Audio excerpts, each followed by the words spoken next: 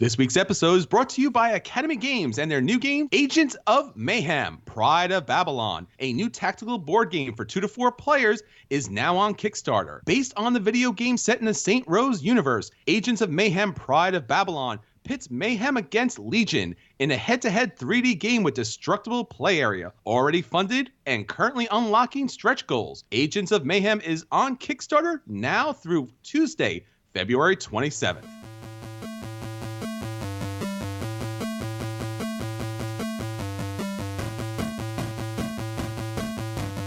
Welcome to Board Gamers Anonymous, episode 156, Best Games for Female Characterization. We'd like to thank our brand new Patreon backer, Phil, for coming in at the producer level. Phil, you rock, man.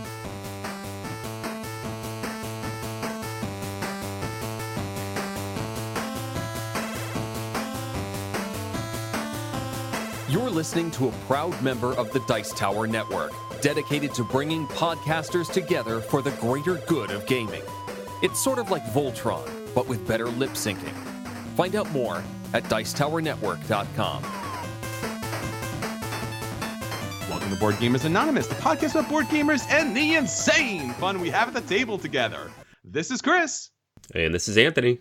Anthony, we got a great episode. We are going back to an episode we talked about on episode 85, talking about the best games that have probably one of the most important things that board gaming can do now more than ever, which is bring us positive female roles and characterization in gaming. Yeah, no kidding. It's gotten a little better from some games. Let's talk about some of those today, but it's still a significant issue.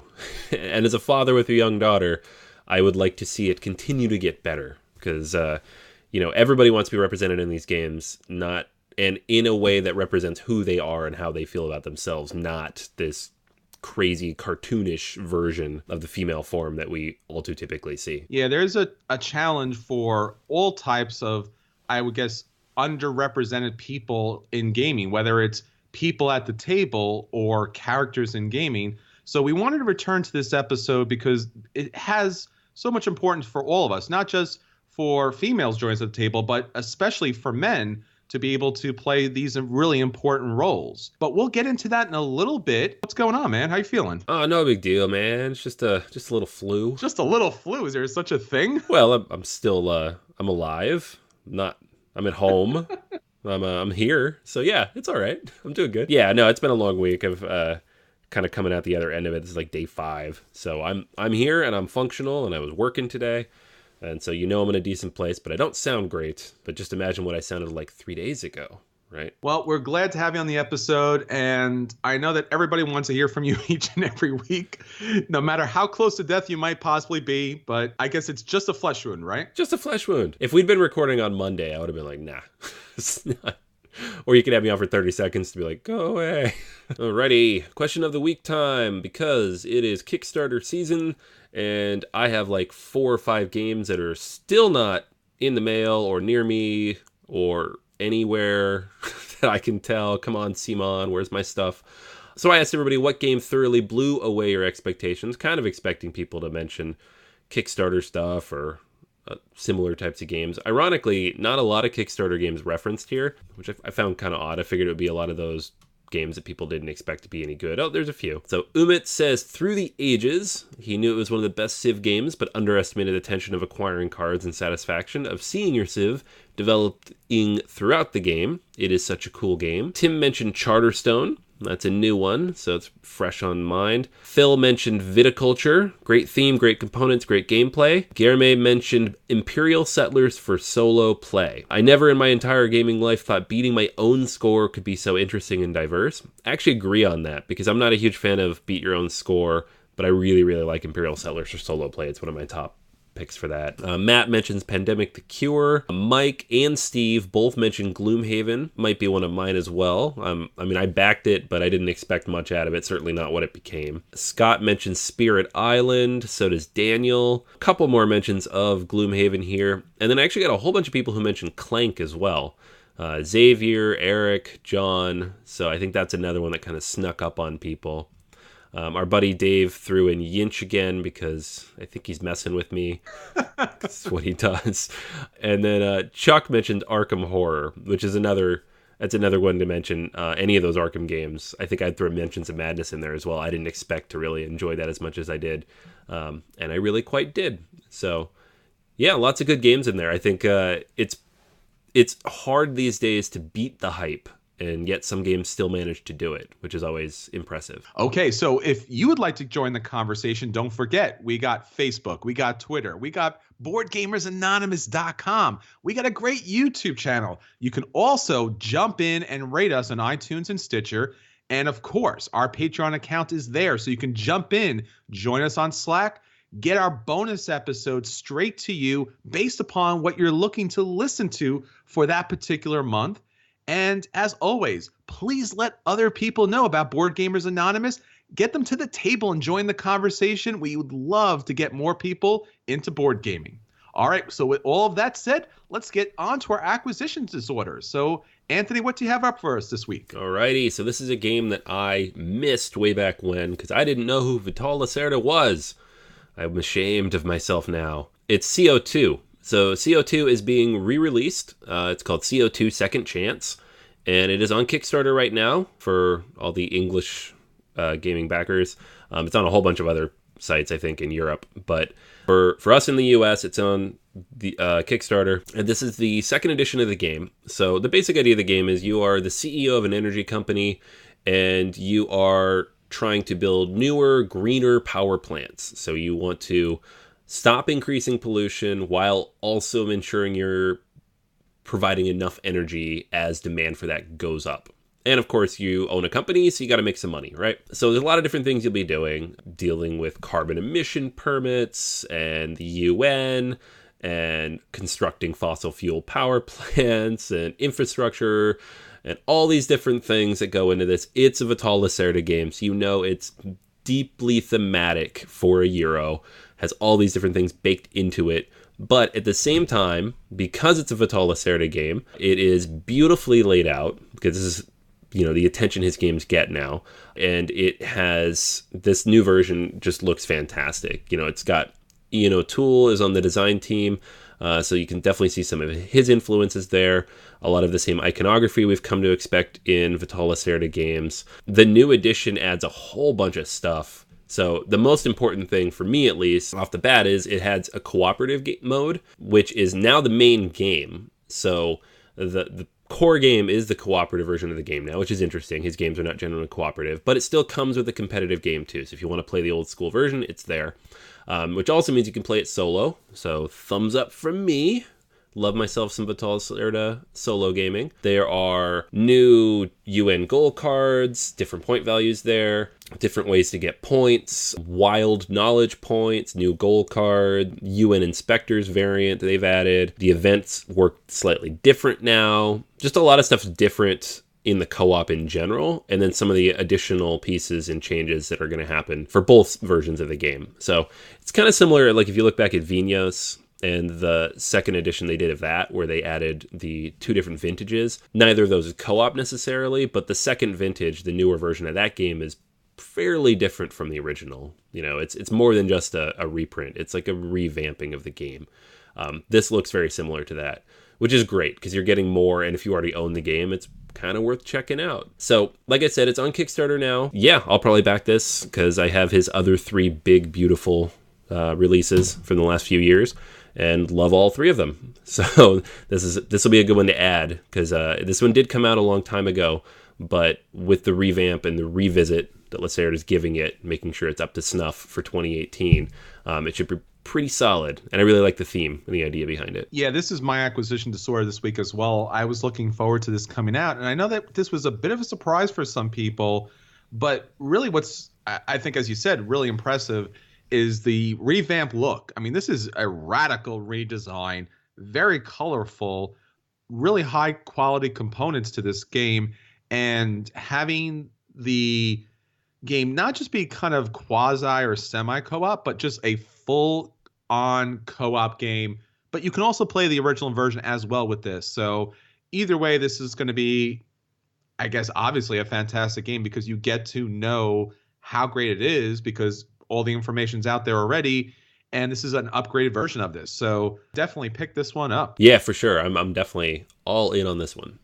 Okay, so that's everything for our acquisition disorders. Now for our at the table. So Anthony, what did you get to the table recently?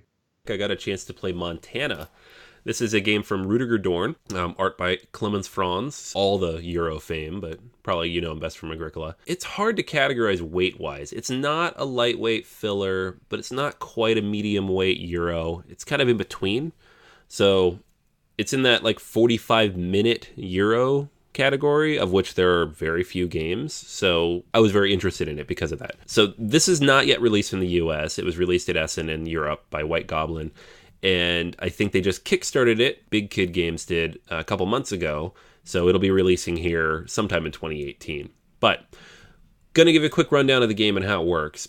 Basically what you got is you're going to have your own player board. And on it, you're going to have all the different resources that you'll be building up. So that includes the red stones, the black stones. I don't remember exactly what they are. Different kinds of ore, I believe. The food and the pumpkins, the wheat and the pumpkins. Each of these are used for different things. But really the goal of the game is to get your 10 settlement tiles. Well, not always 10, but some number of settlement tiles between, I think, 9 or 8 and 12. Depends on how many players there are. But you want to get all of them down onto the board. And the board is modular, the size of which depends on how many players there are. How this works is each space on the board has a certain picture on it in terms of which pieces need to be. So it might have 2 stones, a wheat, and a pumpkin, which means you need to trade in those things to place your settlement.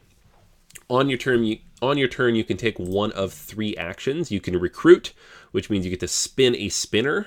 Yes, there is a spinner in this game, and it'll land on one of several different places that has 2 workers printed on it. You take those 2 workers, and then you can pay a food to move it and take some additional workers. So you get 2 to 4 workers when you do that. You can work, which is sending your workers to a central board to take different actions, or you can build, which is when you build the settlements. So the work phase, there's a central workspace, and it's not, I wouldn't call it worker placement because it's not that robust of a worker space. There's only a few things you're going to do. So you're going to either go trade money for the ore, trade money for the stone, trade money for the food, trade money for the pumpkins, or turn in workers for different amounts of money, or go to the auction space. So most of these are pretty straightforward. You place a matching colored worker on the space, you spend the money you're supposed to spend, and you get the thing that you are purchasing.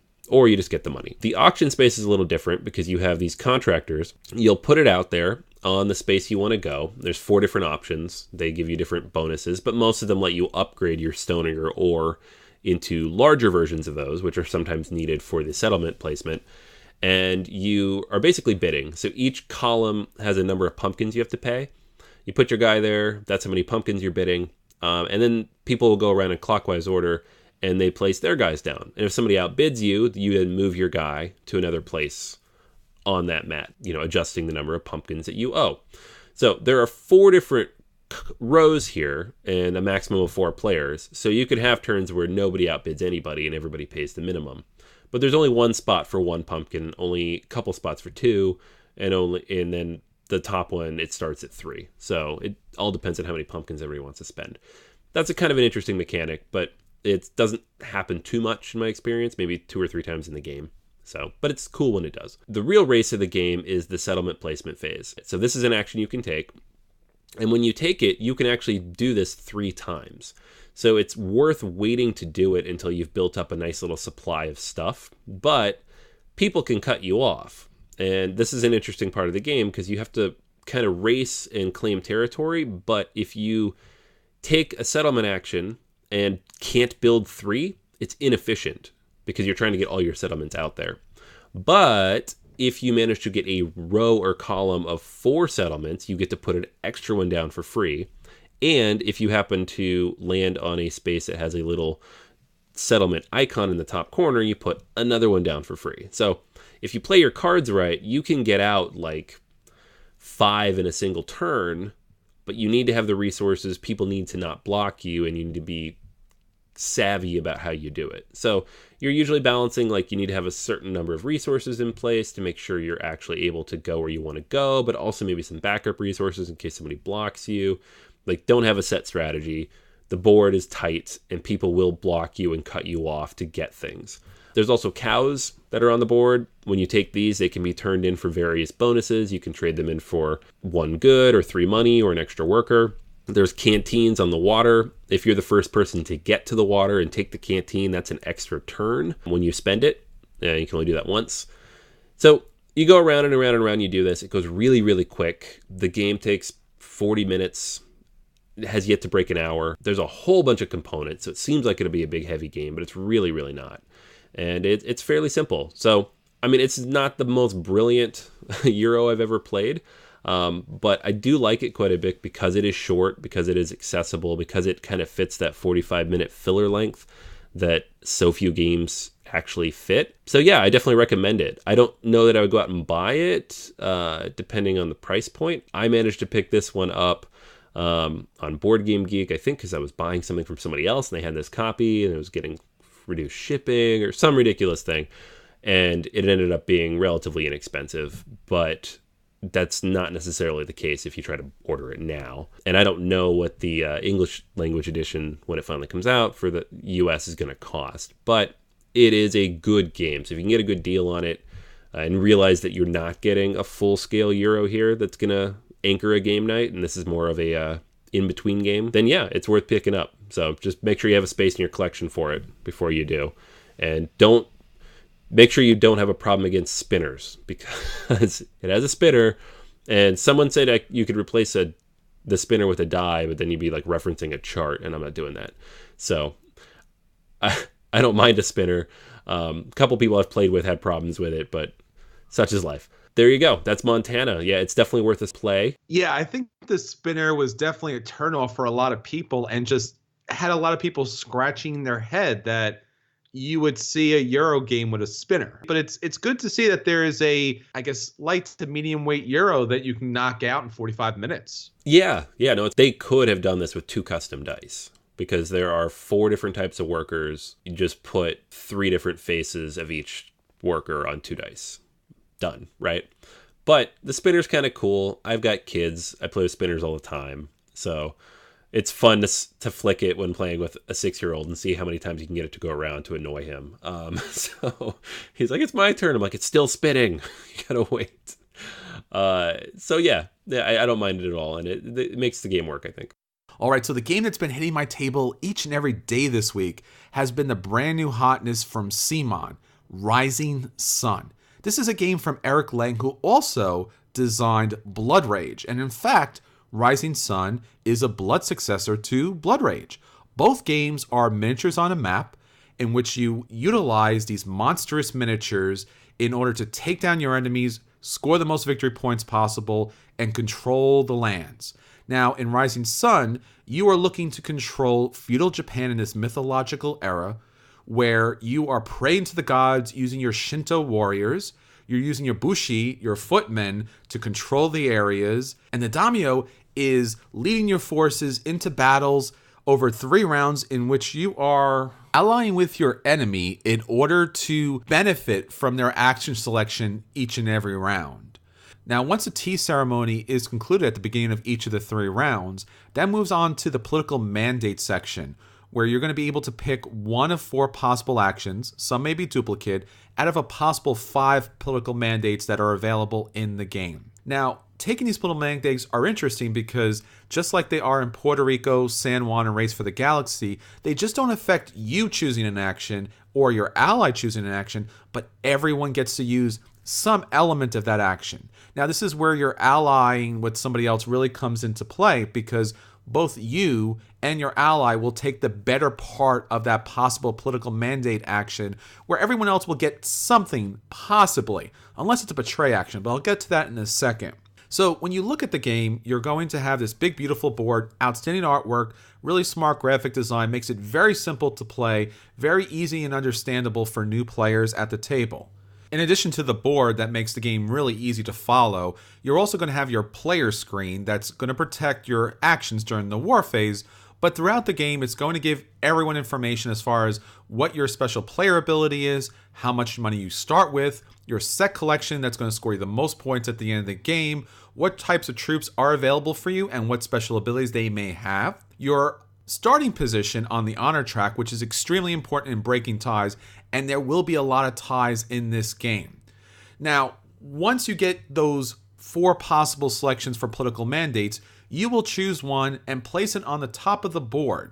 Now, this is really where the graphic design really does shine, because it's easy and explainable to everybody what's now going to take place. Now, everyone in turn order will be able to take their action based upon if they're an ally of you, they get the strong action. If they're not an ally of you, they get the weaker action. So let's talk about the actions. The first action that's pretty interesting is recruit. So based upon how many strongholds you have in this game, and at the start of the game you start 1, you will be able to recruit 1 additional miniature on the board. Now, you have a number of different possibilities here throughout the game, including those monsters that you will eventually be able to purchase. Now, you and your ally will be able to bring out an additional miniature onto the board, which is really helpful in the start of the game. Second, there's the martial action. The martial action will allow you to move all your figures 1 space that's adjacent to where their starting space happens to be. Now, the game really does a nice job showing adjacency, which includes these multicolor borders and these different, I would say, shipping areas, which you can kind of cross the board with just 1 simple movement. Now, in addition to that, you and your ally will be able to build a stronghold, which I already said gives you an opportunity to build additional miniatures throughout the game.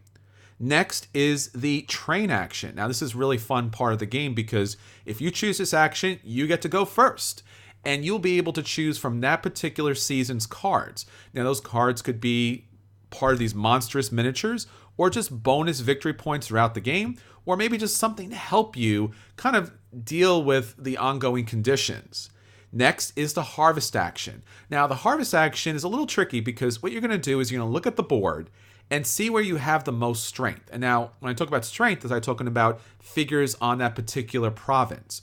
Each figure is typically worth 1, unless the figure says otherwise, or unless the cards that they're using alters that final conclusion. Now, once you tally up the strength in a region, whoever has the most gets the benefit of that region, which typically is money, victory points, or Ronin throughout the game. Finally, there's the betray action. Now, this is really interesting, because when you use the betray action, you betray your ally, your alliance is broken, you will no longer gain the benefit when they take a particular action, and we'll talk about the other stuff when we get to the war phase. But what the betray action lets you do is choose 2 other players, including your former ally, and take 1 of their figures each and swap it with 1 of the figures of your own. And now it has to be the same type of figure, but this really does change the gameplay up, and really, once again, it incorporates a lot of that diplomacy element about when are you going to backstab in order to get, your way. Now, throughout the game, there's going to be 3 different kami phases where you're going to be able to pray to the gods, and based upon majority control of those gods, you're going to gain a special ability throughout the game. Now, it might give you more money, it might give you more troops, might give you more movement, or move you up to the top of the honor track. There's actually 7 different gods in this game, and 4 are going to be available each game. So once all of that runs down, eventually you're going to get to the war phase, and you're going to take your political mandate tile, flip it over, hide it behind your screen, because now the war actions are going to take place. Now, this isn't a simple deterministic war type of game where whoever has the most force wins, because this war phase is going to take place over 4 different phases. Now, what you're going to do with your money, and this is really where the money plays the biggest part of the game, is you are going to wager on one of these 4 different sections, or all 4 of these sections if you'd like, and based upon whoever wins the bidding here, secretly, you are going to be able to take that particular action. So, you have 5 guys, I have 5 guys, okay, it's going to be a little tight, let's see what happens. Well, go to the first phase, is the seppuku. You can actually sacrifice your characters for victory points and honor. So right away, that changes what might be the layout of that particular province. In addition to that, the next phase is take a hostage. It will allow you to take any 1 figure from any player in that particular region, including your ally. So that changes the numbers of power in that area. Next is the hire Ronin. Now, you'll be able to collect Ronin throughout the game, and basically these are hired warriors that will stay with you throughout the war phase and will not deplete or get killed in any particular way. But once again, you have to win that bidding area in order to use your Ronin in the game. Now, finally, the battle has an outcome. All the debts that are in that province, and then you move to the Imperial Poets. Now, whoever wins that section is going to score a victory point for every figure that was killed in that area. Now, there's a lot of difference here. If you win the province at the very end, you will get that province's token. Now, these little token tiles are very important because at the end of the game, for the set that you have that has the most different types of provinces, and as I said, there are 8 in this game, you are going to score victory points. So if you get 7 or 8, you're going to get 30 victory points in this game, or 20 or 10 if you got lesser province tokens. So that's a big bonus in the game, but that alone is not going to win you the game. You want to score victory points throughout the game, including during those different war phases. And that's pretty much it. The game takes place over 3 rounds, and once you come down to the last round and the last battle, you will score up all your victory points, and whoever has the most victory points wins the game. Now, I was expecting some blood rage elements in this game, and I did find a lot of them here. You are definitely trying to, I would say, conduct missions or harvest particular areas like you do in Blood Rage in order to get victory points. And you do use monstrous miniatures and battle cards to kind of strengthen up your troops, make them go from a 1 value to a 2 value. So there are a lot of elements here from Blood Rage, and yet it's a very different game. So first off, the negotiations that happens at the tea ceremony each round. Now, none of that's binding, but it allows you to kind of, invoke an interesting element as far as the war's going. You might want to ally with different people at different time or keep the same ally throughout the game, but you still want to win the game. There's no joint victory in this game. You want to come out on top. Now, for me as a Eurogamer, mostly, although I am a big Ameritrash fan, something that really stuck out to me is the action selection here and the strong and weak actions, because that really plays a big part in the game. Now, some of that is really fun and interesting, and some of that is a little bit random. So if you don't happen to get the action you want to choose during that round, you're kind of stuck. But once again, hopefully you've chosen the right ally and you've had some discussions, so hopefully they'll get a shot to take it. So hopefully you'll get a shot to take that final action. I will save the comparisons to Blood Rage later, but what I will say is that this is probably a little bit on the lighter side in comparison to Blood Rage. The diplomacy element isn't that big, and if it's something that you're not a fan of, you don't have to worry about it here. If you are a fan of the diplomacy element, then I guess you could invoke it a lot more here, kind of trade things, promise things throughout the game, and then maybe either pay it off or not pay it off throughout the game, and that might play into a little more of the RPG gamer element into this. But you don't necessarily need to do that. In fact, you don't need an ally throughout the game at all. You can kind of lone wolf it and still take your own actions. You're just not benefiting big times from someone else's actions. I really enjoyed this game. It was at an expensive price tag, but everything in this game is of top quality. So I'm going to rate Rising Sun a buy. It's something that everyone should play and see if they like. And as I said, since it's a little bit on the lighter side, it's going to bring more people to the table than Blood Rage, which tends to be a little bit on the heavy side. I'm really also very glad to hear that the negotiation part is part of the game, but not core to the game, because that was the thing I was always nervous about. Like, I love Eric Lang's games, I love Blood Rage, and this looks beautiful, and I'm going to back it, but if it's really like diplomacy, I'm not going to like it. So, good to hear. So for this feature review, we're going to take a look at the top 10 board games with positive female characterization and representation. Way back on episode 85, we took a look at the top 10 best board games out there that you could find strong female characters doing roles that weren't always traditional in board gaming and, in some cases, were less than in society. Now, it may be easy to dismiss not having positive female characters in board gaming to be a female problem, but in fact, it's a problem for everyone, especially for males. Having positive female characters in board gaming opens up so many things for so many different types of board gamers.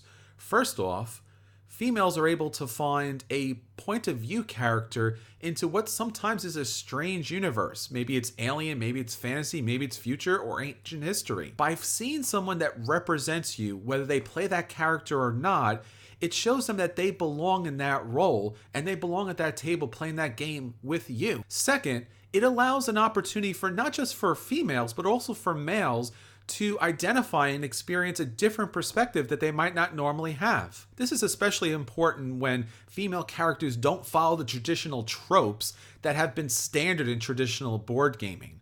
Female characters can be warriors, thieves, magicians, tinkers, mechanics, and just general all-around leaders. They don't always have to be healers or seductresses. They can do a lot of different things. And by having positive female roles in board gaming, both females and males can experience these different perspectives and how they play out in each and every game. And I guess especially for us males when we play board games, sometimes we may miss the fact that language plays a very big part in how we think, and obviously our thoughts play a very big part in how we act. When you are playing a strong female character as a male, it's a positive experience for everyone at the table, and it's something that should be pretty much standard.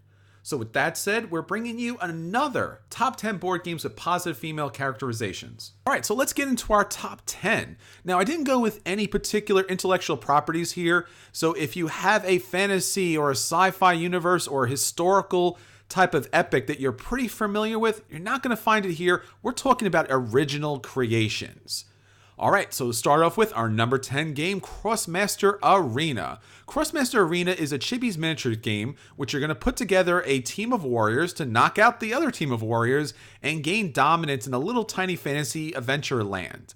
Now, what's really interesting here is that there are a lot of roles in particular for females that are not the traditional fantasy roles that you see in a lot of games. So, for example, you have Chrissy Entrich, and she's an engineer here using her inventions to take out the other team. It's a fun, fast game, and there's even a young person's version of this game that people can play. All right, our number 9 version is the Red Dragon Inn. Now, obviously, the Red Dragon Inn is all about fantasy tropes, but what's really fun and interesting here is you'll find a lot of strong female characters in non-traditional female character roles, at least in the fantasy universe. So you have captains, you have engineers, you have illusionists. You have a lot of powerful characters here that are trying to outdrink and then knock out their opponents at the bar. Our number 8 game is Steamworks. Steamworks is a Euro game set in the steampunk universe in which you're trying to gain glory for Queen Victoria.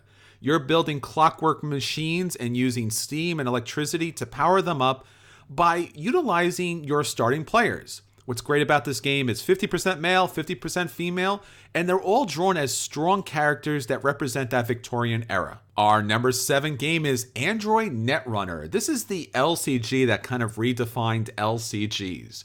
Right off the bat, you have a really interesting futuristic world where computers are dominating everything, and you are fighting against a corporation, or in fact, you might be the corporation. What's outstanding as far as female characterization in this game is that so many of the cards and the players here are strong female characters that are representative of this future environment that are not highly sexualized, but show their intelligence and their technical ability. Our number 6 game is Ashes: Rise of the Phoenixborn. Here's another great card and dice game in which you're trying to take out your opponent utilizing your Phoenixborn powers. All of the artwork here is beautiful and tasteful and shows the strength of the women in this game. Not to mention the fact that in the starter set, 4 out of the 6 Phoenixborn to be female. It's definitely a fine game of female representation. Number 5, Vast, the Crystal Caverns. What's really interesting about Vast is each of the different character roles in this game play radically differently. So you really want to learn each one of them, their strengths and their powers and their special abilities. Now, what we really care about here for this episode is the power and the strength of the knight. Now, traditionally, knights are men. But here, the knight is a fantastic woman who can do great strengths of heroics, trying to take down the dragon and come away with the victory. Our number 4 is Mansions of Madness 2nd Edition. Now, this reboot for the Mansions of Madness game has really taken everyone by storm. Not only is it a fantastic production with great artwork that shows the strength of female characters, but the app that comes along with it offers a lot of additional gameplay here. You're going to find a really good representation of female characters here and strong female characters here, in particular the athlete, one of the strongest characters in the game, trying to figure out the strange Cthulhu mysteries that are going on. Number 3 is Gloomhaven. Now, I'm going to tell you from the start, I'm not going to ruin anything for you, but right from the starter set, you're going to have the opportunity to play as a human scoundrel, which is a female character that's shown in the game, an orchid spellweaver, and possibly some other characters. It's a little hard to tell with some of these different races. Now, once you get into the second set of characters that will be available for you later in the game, that's really where this game really does shine. Now, I don't want to ruin anything for people who haven't played that far yet, but there is a lot of wonderful artwork here that depicts the strength and the ability of all of these female characters. You start as one character, and eventually that character will retire and bring out a new character. This is a great game with non-traditional roles and amazing power sets for each and every one of these characters. Our number 2 game is Scythe. Scythe is a fantastic game for so many reasons that we've already covered, but in particular, when you're looking for strong female characterization, Scythe does a great job. First, the artwork is amazing, and it really depicts that alternate 1920s universe.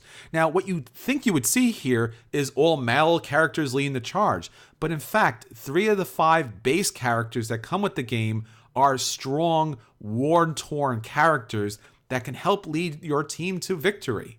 In addition, Invaders from the Far comes with 2 additional characters, one of which is also a strong female character. And our number 1 game is One Deck Dungeon. Now, whenever you talk about a dungeon delve, you're thinking about your traditional male stereotype tropes, right? You have the paladin, you have the archer, rogue, mage, and warrior. All these really strong men here. Well, you know what? How about a game that all of the characters here are female? So you have a strong female paladin, and you have a strong female warrior, and you have an intelligent mage in this game that's also female. All the characters here are female. Why would that be so strange? We have games where all the characters are male, so why not have a game where all the characters are female? What a fantastic idea, and hopefully something we'll see in more games to come.